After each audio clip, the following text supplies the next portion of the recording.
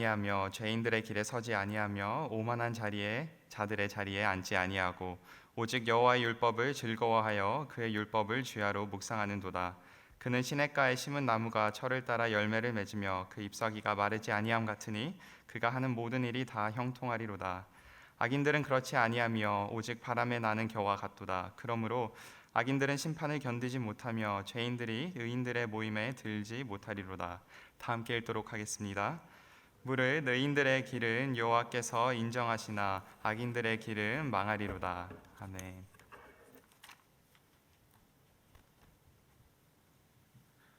여러분들 한 주 동안 행복하셨습니까? 이 자리에 와 있는 여러분들이 가장 행복한 사람들입니다. 그 행복한 사람이 바로 나라는 것을 기억하고 2024년 한 해를 계속해서 이어갔으면 좋겠는데요. 지난주 말씀을 통하여서 행복의 비결에 대해서 함께 나누었습니다. 행복의 비결은 어디에 있습니까? 하나님의 말씀을 절구하고 그 말씀을 항상 주야로 묵상하는 자에게 참된 행복이 있다라고 그 비결에 대해서 함께 나누었습니다. 한마디로 정리하자면 하나님의 그 말씀에 흠뻑 빠져 있는 자가 가장 행복한 사람입니다. 행복한 사람은 늘 말씀을 묵상하며 그 말씀 안에서 즐거워합니다. 반면에 오늘 함께 나눌 이 불행한 사람은 말씀이 빠져 있는 사람입니다. 우리 한국말은 이 조사, 어떤 단어 뒤에 붙어 있는 무엇이, 무엇은, 얻는 이가 이런 단어가 조사가 바뀌면 그 전체의 의미가 달라지는 것이죠. 여기 불행한 사람은 말씀이 빠져 있는 자입니다. 행복한 사람은 말씀에 흠뻑 빠져 있다면 불행한 사람은 말씀이 빠져 있는 사람이죠.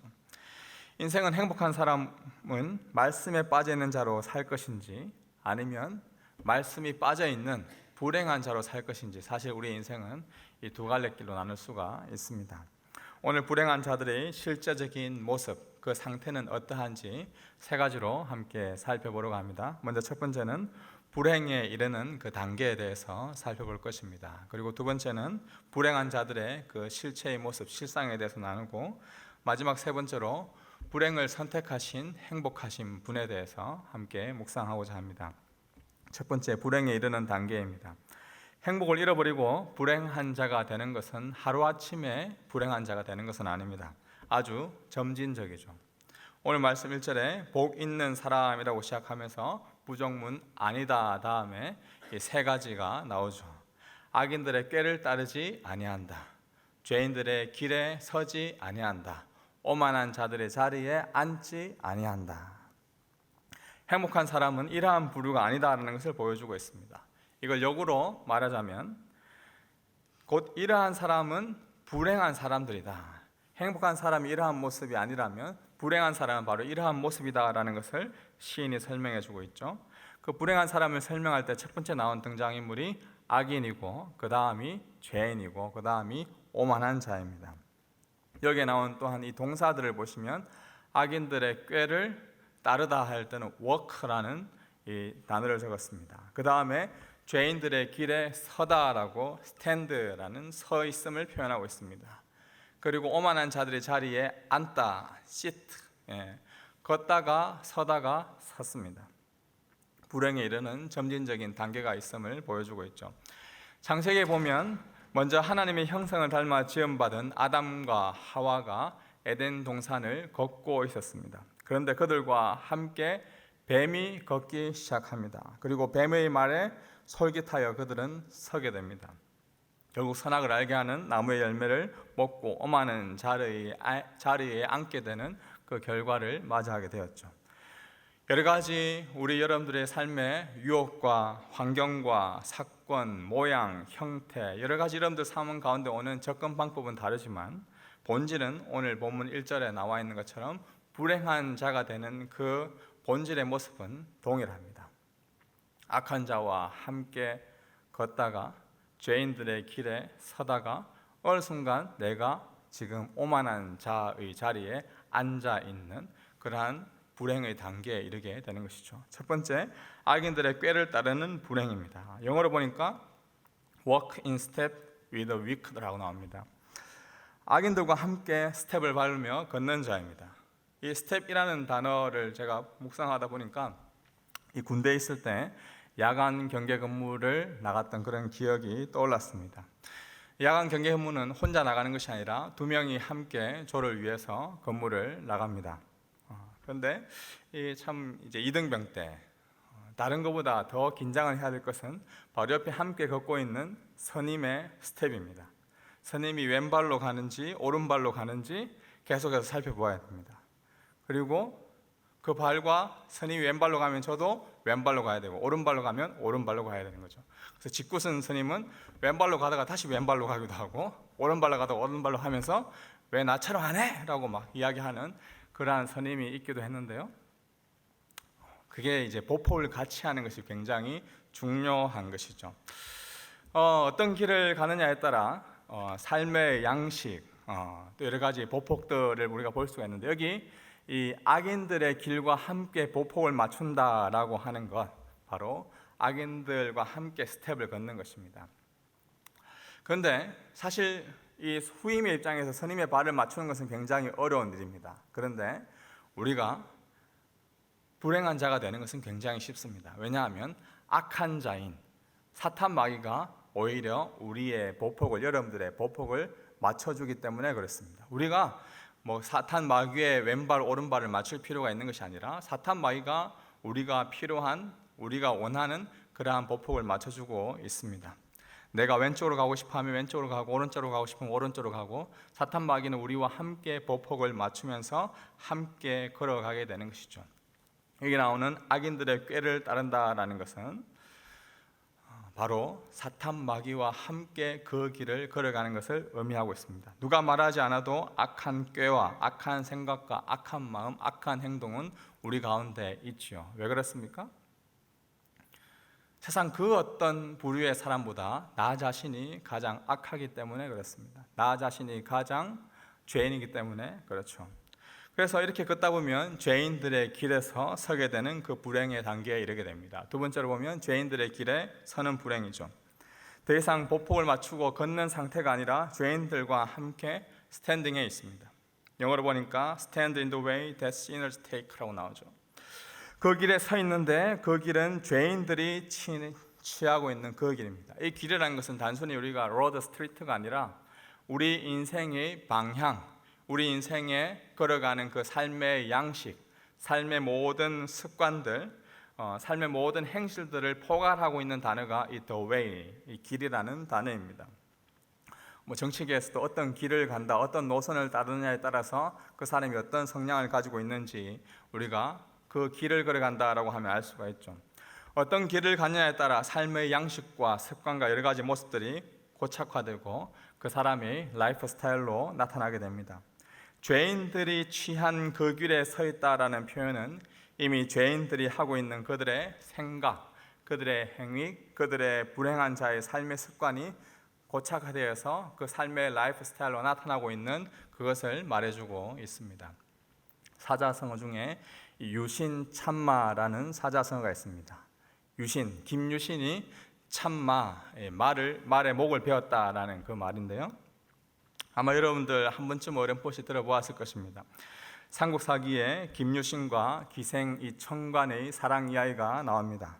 삼국 통일을 이룬 김유신 장군은 술집에 자주 드나들며 이 청관이라는 그 여인과 사랑에 빠졌습니다.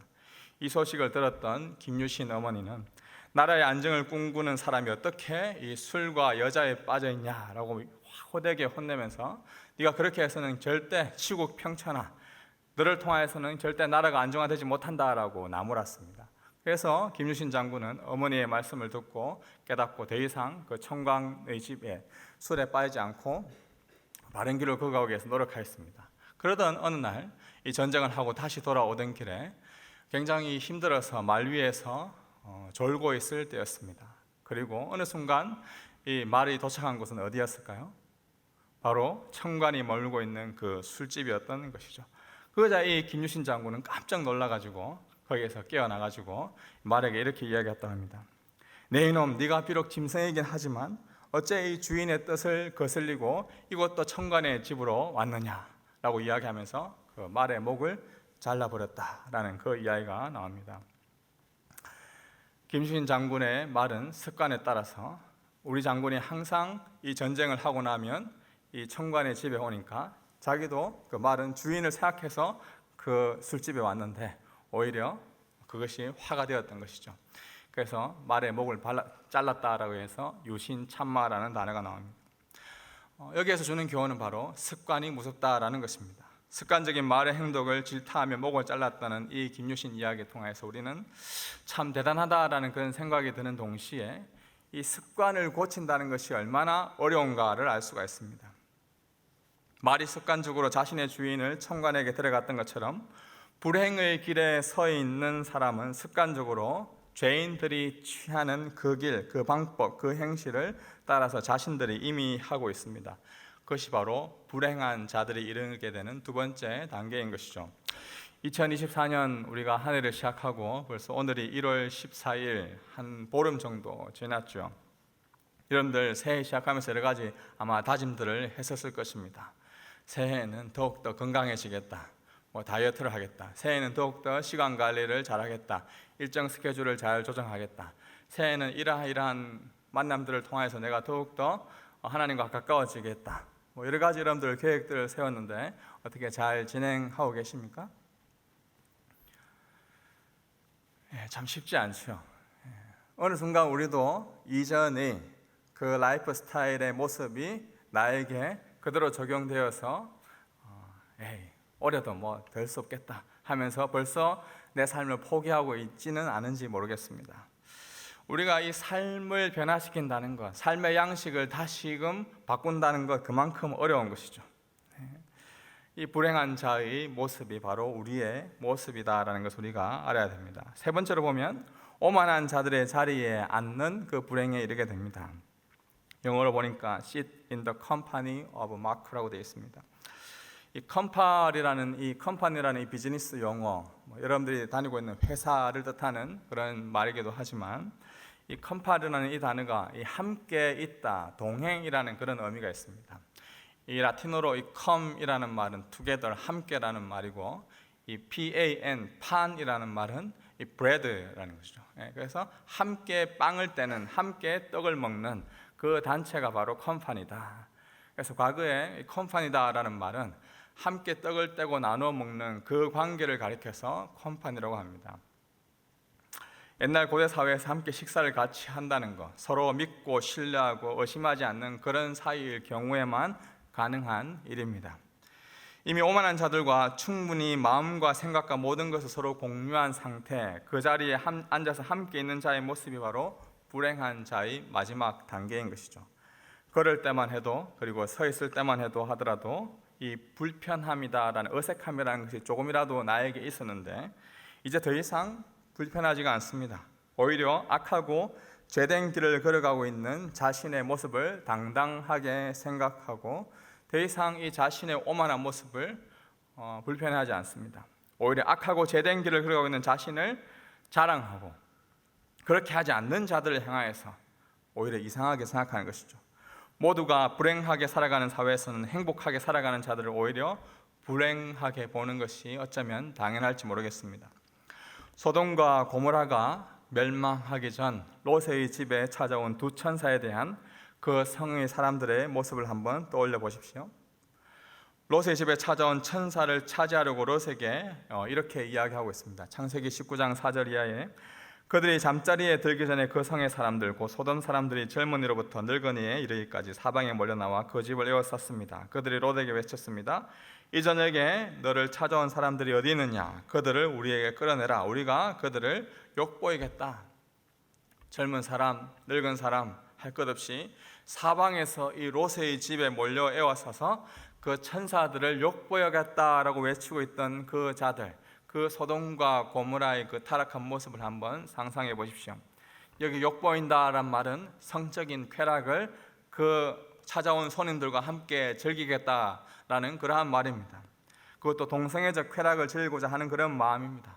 누구 하나 끄리낌 없이 젊은 사람이나 늙은 사람이나 내가 지금 그 쾌락을, 내가 지금 그 육체적인 만족을 즐기겠다라고 서로 차지하려고 하는 이 상태가 바로 불행한 자들의 마지막 모습, 오만한 자들의 실태라고 볼 수가 있습니다. 그렇다면 두 번째로 이 불행한 자들의 그 실상에 대해서 한번 파헤쳐 보기 원합니다. 이들의 겉모습, 이들의 외면적인 상태가 어떻게 보면 굉장히 즐겁고 행복한 모습처럼 보일 수 있습니다. 쉽게 행복한 자들의 진짜 행복과 불행한 자들의 가짜 행복을 구분하기가 어려운 그러한 모습인 것이죠. 그렇게 외적인 상태, 외적인 모습을 보고 우리가 판단하기는 어렵습니다. 오늘날 자본주의 사회에서는 경제적인 성공 여부를 가지고 누가 더 행복한 사람인지 불행한 사람인지를 묻는다면 당연히 돈을 더 많이 가진 사람이 행복한 사람이라고 생각하기 때문에 돈 없으면 불행하다고 여겨지는 것이 당연한 사회입니다. 힘과 능력도 마찬가지지 않습니까? 남들보다 더 크고 잘나고 지식과 재능을 가지고 있으면 더 행복하다고 여겨지고, 연약하고 힘이 없고 뭔가 실패하고 넘어지면 내가 불행한 사람이다 라고 여겨지는 것이 오늘날 우리의 모습일 수 있습니다. 사회에서 얼마나 인정받고 사람들로부터 칭찬을 받는 삶을 얼마나 더 많이 받는지에 따라서 우리의 불행의 척도, 행복의 척도가 결정된다라고 생각한다면 우리가 정말 그 불행과 행복을 판단하는 것이 참 쉽지는 않을 것입니다. 오늘 본문 3절과 4절에 보면 행복한 사람과 불행한 사람들의 결과들, 그 실상들을 정리해 주고 있는데 우리 3절, 4절 말씀을 한번 다 같이 읽어보겠습니다. 그는 시냇가에 심은 나무가 철을 따라 열매를 맺으며 그 잎사귀가 마르지 아니함 같으니 그가 하는 모든 일이 다 형통하리로다. 악인은 그렇지 아니하며 오직 바람에 나는 겨와 같도다. 아멘. 불행한 사람과 행복한 사람들의 이 외적인 모습은 구분하기 어려울 수 있지만 철이 지나고 그리고 이 퀴즈를 하게 되면 추수의 때가 오면 그 실상을 알 수가 있습니다. 먼저 이 불행한 자들의 가장 큰 실상은 열매가 없습니다. 철을 지나더라도 열매를 맺는 그러한 시즌이 오더라도 그 결실이 없습니다. 왜 그렇죠? 그들에게는 생명이 없기 때문에 그렇습니다. 생명이 연결되어 있지 않기 때문에 열매를 맺을 수가 없습니다. 생명이 없다는 말은 뿌리로부터 생명을 공급받지 못하는 상태인 것을 말해주고 있습니다. 이러한 인간의 실상에 대해서 생텍쥐 페리의 어린 왕자라는 소설에 보면 참 잘 표현해주고 있는데요. 어린 왕자가 사막을 횡단할 때 볼품없던 꽃이 어린 왕자에게 했던 대사가 이렇습니다. 사람들이야 있지. 17명이었을 거야. 몇 년 전에 그들을 보았거든. 하지만 그들이 지금 어디에 있는지 모르겠어. 그들은 바람을 따라 움직이니까 뿌리가 없어서 꽤나 힘들었던 거야. 이 꽃의 이야기라말로 바로 불행한 자들의 실상을 나타내주는 가장 정확한 표현이다라고 볼 수가 있습니다. 뿌리가 없어 이곳저곳 바람을 따라 움직이는 인생이 바로 이러한 사람들, 불행한 자들의 실상입니다. 뿌리가 없기 때문에 자연스럽게 생명을 낼 수가 없습니다. 열매를 맺을 수도 없습니다. 우선 보기에는 풍성한 열매를 맺을 수 있는 것과 같은 그러한 나무처럼 보이지만 곧 실상은 말라버리고 열매 없고 죽어버리는 것이죠. 철을 따라 열매를 맺는 가을이 오면 불행한 자들의 실상을 알 수가 있습니다. 저는 어렸을 적 이 시골에서 자란 경험이 있기에 성경에서 나오는 이 농경 문화의 배경이 가끔씩 입체적으로 다가올 때가 있습니다. 여기 4절에 나오는 오직 바람에 나는 겨와 같도다 라는 이 표현을 묵상하다 보니까 30년 전에 할머니께서 이 퀴즈를 하시던 그 기억이 그 장면이 스쳐 지나갑니다. 가을철에 수확을 하고 나면 그 수확한 것을 먼저 타작을 합니다. 타작을 가지고 이제 주 팬다고 하죠. 막 타작을 막 패가지고 하면 이제 열매들이 있거든요. 그 열매들을 다시 이제 키에 이제 올려가지고 이제 주 던집니다. 주 이제 까부는 거죠. 이 까분다고 하는 건데 이제 키를 이렇게 다 까불면 어떻게 되냐면 무거운 것들은 몸 쪽으로 옵니다. 몸 쪽으로 오게 되고 가벼운 것은 퀴즈를 하게 되면 자연스럽게 몸 바깥으로 다른 곳으로 날아가게 되는 것이죠. 왜 그렇습니까? 안에 알맹이가 없기 때문에 자연스럽게 밖으로 나가는 것이죠. 바람에 따라서 날아가는 겨와 같다라는 것이 바로 이러한 말입니다. 이게 바로 불행한 자들의 실제적인 모습, 실상이다라는 것이죠. 누가복음 16장에 나오는 부자와 나사로의 이야기를 한번 생각해 보십시오. 어떤 부자는 항상 자색 옷과 고운 베옷을 입고 날마다 즐기며 사치스럽게 살았습니다. 마치 이 부자야말로 가장 행복한 사람처럼 보였습니다. 왜냐하면 매일 파티하고 날마다 일하지도 않았습니다. 1년 내내 휴가를 즐기며 사치스럽게 살 수 있는 사람이야말로 누가복음 16장에 나오는 바로 그 사람이었습니다. 지금 여러분들의 얼굴이 좀 뭐랄까요, 저를 보는 표정들이 좀 불편한 표정들이 많이 있습니다. 그러니까 휴가가 좀 끝나서 그런 것 같아요. 다시 학교에 갈 생각을 하고 다시 직장에 다니다 보니까 이제 벌써부터 이제 내년 휴가가 언제 오나라는 그런 이제 여러분들 걱정들을 많이 하고 있는 얼굴들도 있는데, 누가복음 16장에 나오는 이 부자는 그런 걱정을 할 필요가 없었습니다. 매일매일 파티를 열며 마치 더 그레이트 개츠비에 나오는 그 개츠비처럼 매일 유명 인사들을 모집해가지고 파티와 강난의 일들을 벌이고도 통장의 잔고를 보면 잔고가 사라지지가 않는 거죠. 계속해서 잔고가 보충이 되는 그 부자, 그 모습이 바로 누가복음 16장에 나오는 부자였습니다. 그런데 그 부자 앞에, 그 부자의 집 앞에 누가 있었습니까? 거지 나사로가 살고 있었죠. 거지 나사로는 그 부자 대문 앞에서 상처투성이의 몸으로 그저 부자의 상에서 떨어지는 부스러기를 먹으며 배를 채운다라고 성경은 표현하고 있습니다. 그런데 가을이 되었습니다. 인생의 가을이 되었고 드디어 퀴즈를 하는 때가 왔습니다.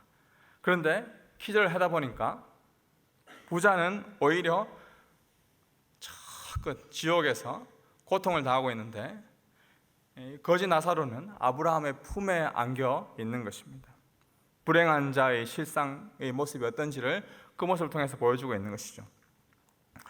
그리고 누가복음 16장 27절 30절의 말씀에 보니까 이 부자가 아브라함에게 자신의 그 실상을 알고 나의 5 형제, 나에게는 5 형제가 있는데 그 5 형제에게 이 불행한 자의 마지막 실상에 대해서 알려주고 싶습니다라고 막 간곡히 부탁하는 장면이 나옵니다.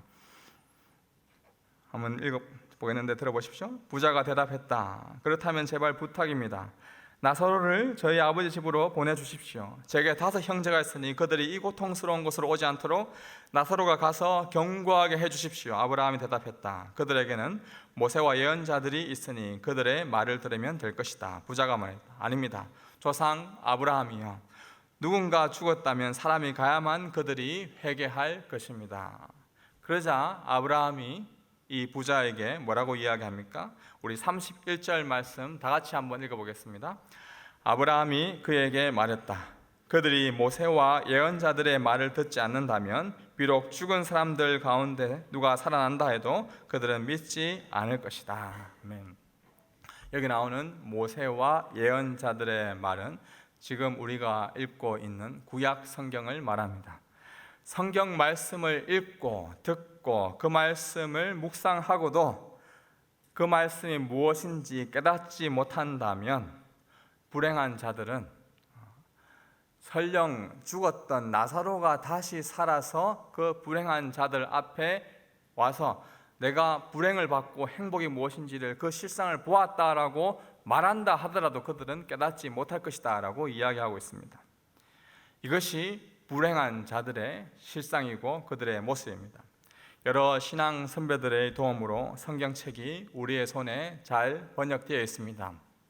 특별히 지금은 무거운 그 성경책을 들고 다니지 않더라도 여러분들이 성경 앱을 통해서 얼마든지 스마트폰으로 성경을 읽을 수가 있죠.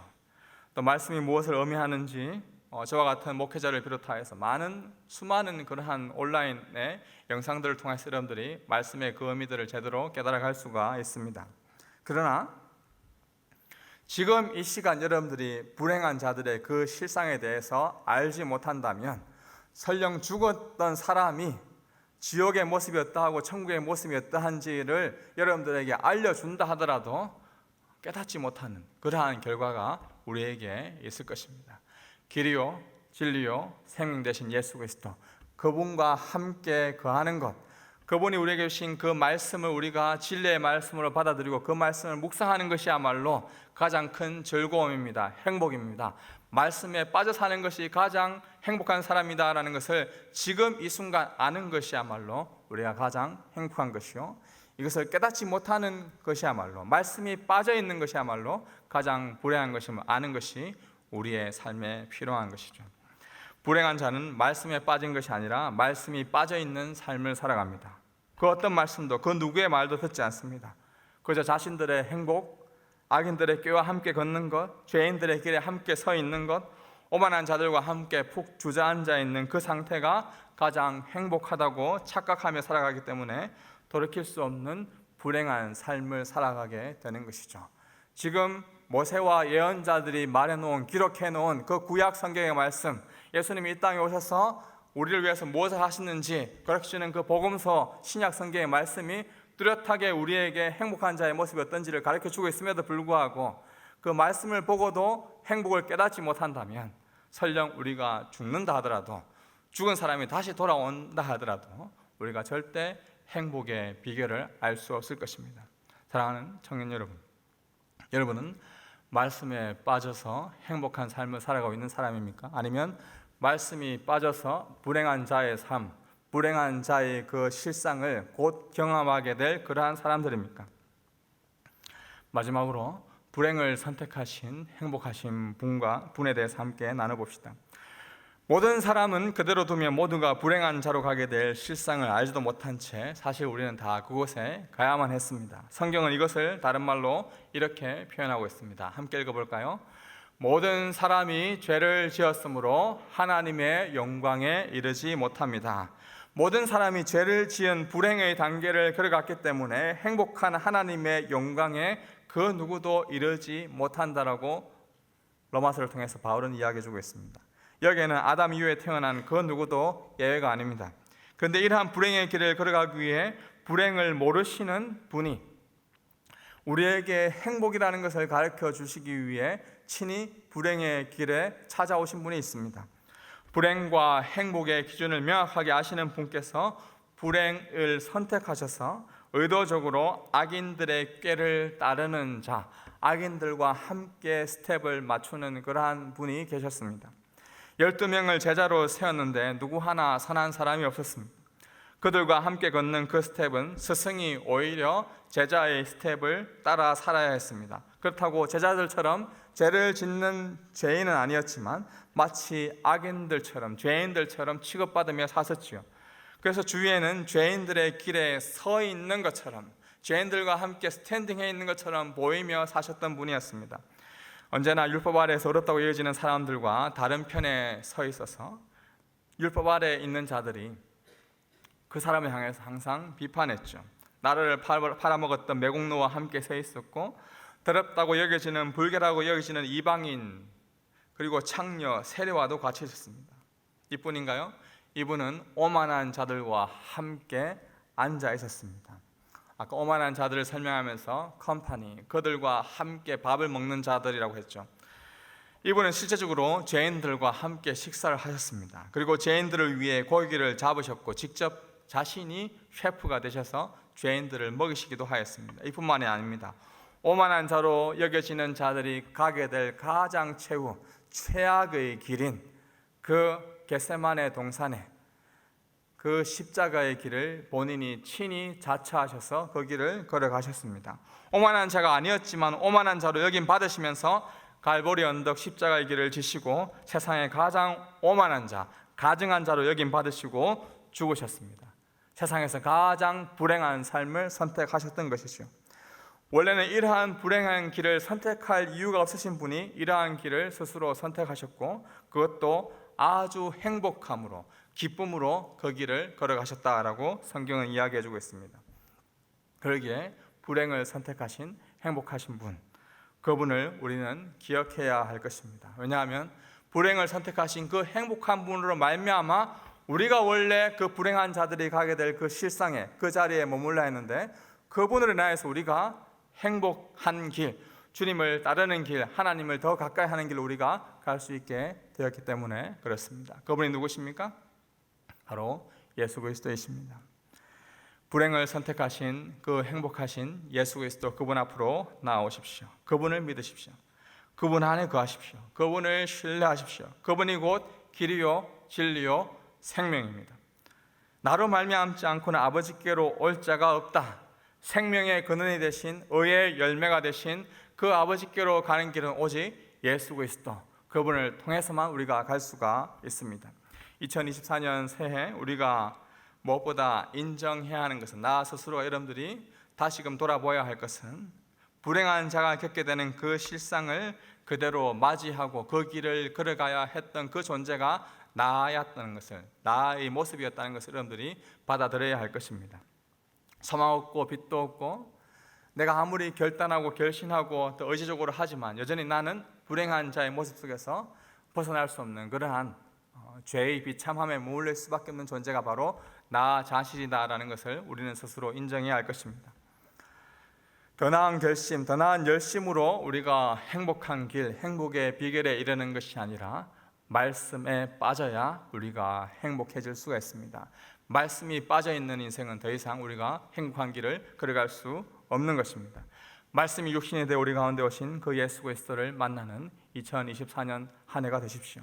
완악하고 폐역한 세상에서 우리가 살아갈 수 있는 유일한 소망은 예수 그리스도를 내 삶의 주인으로 모시고 그분과 함께 말씀에 빠져 있는 것입니다.